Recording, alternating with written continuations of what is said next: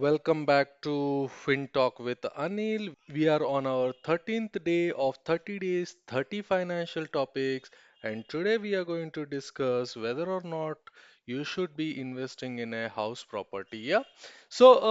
This is often a very controversial topic. A lot of people try to do justice, but then this is a concept which doesn't always depend on the numbers, which also involve a hugely emotional.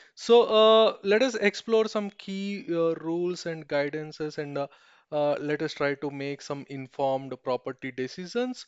So to get started with, in Indian real estate market, the decision to rent or buy a home property can be very challenging because home ownership is often seen as a milestone while renting offers flexibility, etc. Right? So let's explore the pros and cons of each. Some pros of buying a house. Uh, it kind of creates a long-term asset. Of the primary advantage of buying a house is that opportunity to build a long-term asset rather than paying rent, right? You can utilize your financial resources to invest in property which gradually builds an equity and value over time, right? A house in India today will roughly appreciate about 8 to 10% a year, depending on multiple factors, of course.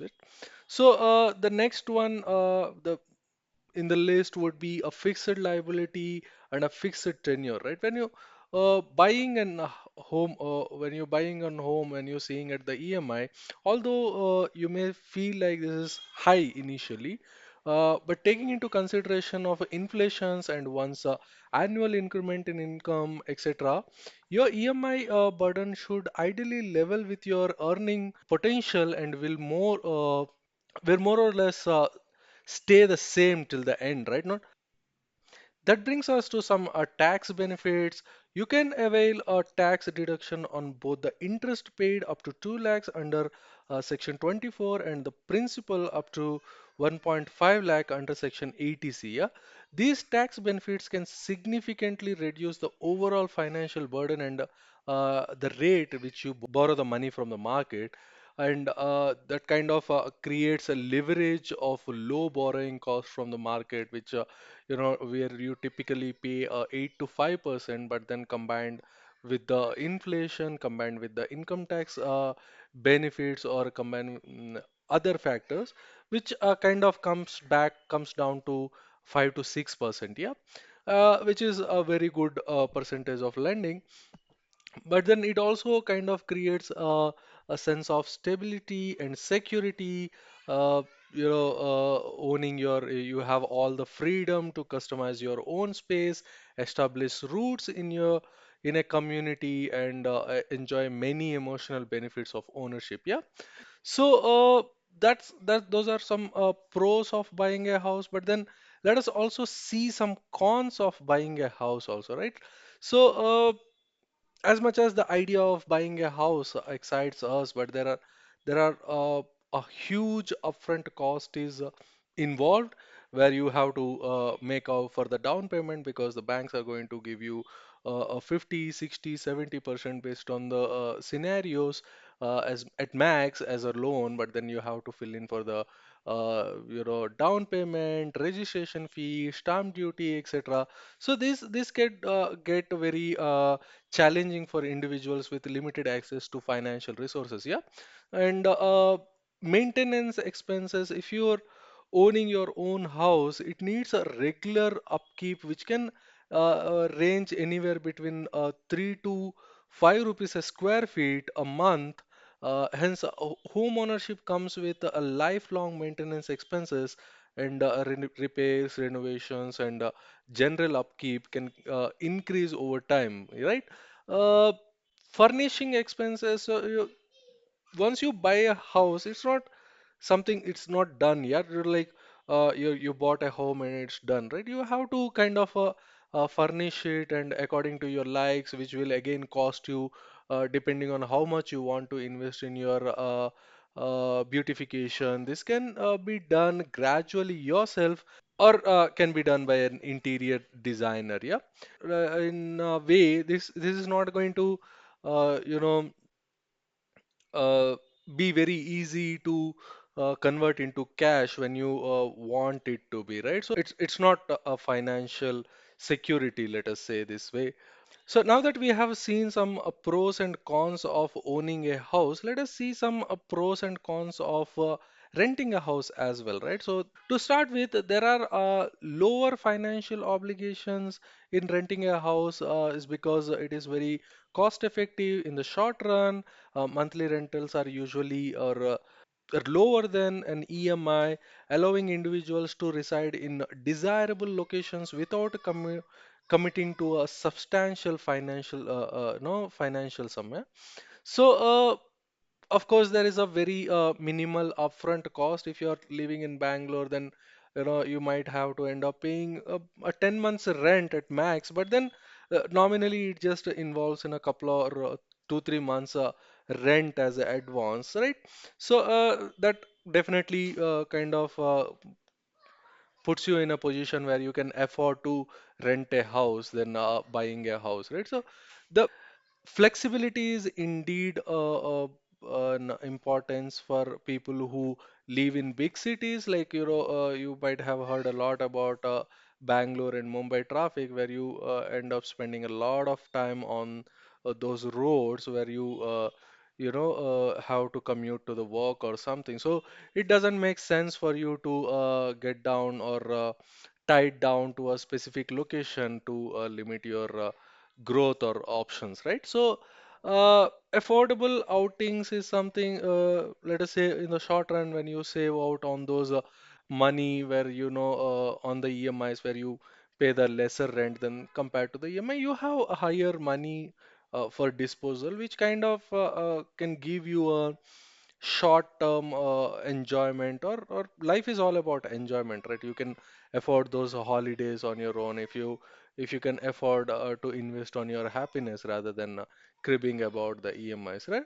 So that's been said. Let us also see some cons of renting a house property as well. So, to start with, there is no ownership.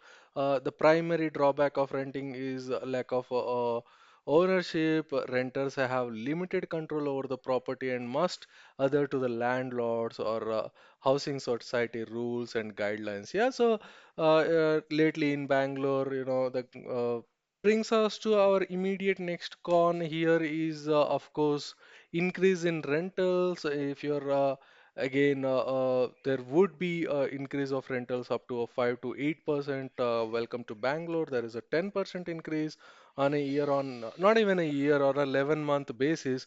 To put these things into perspective, the amount you pay as rent on your current home will roughly double every 10 years. Yeah, so in these times you will feel like you might have took a home where you kind of pay the same amount irrespective. At the end, you will even have a promising that the house is going to be yours irrespective of where you pay the rentals, which kind of not never coming back. Yeah.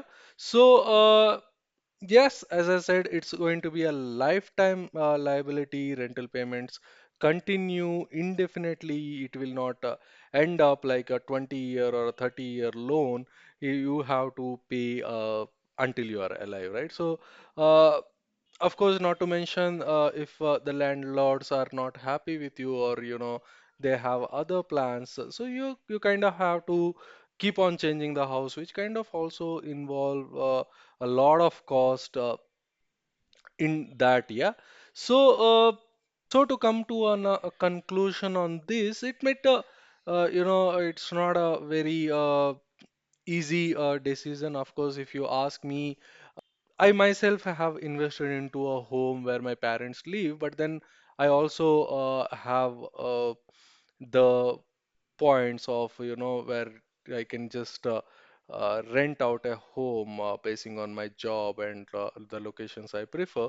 So I kind of enjoy both the options myself. Yeah.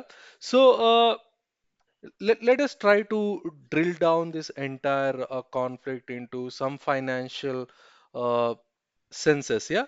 So there is in general a 4% rule.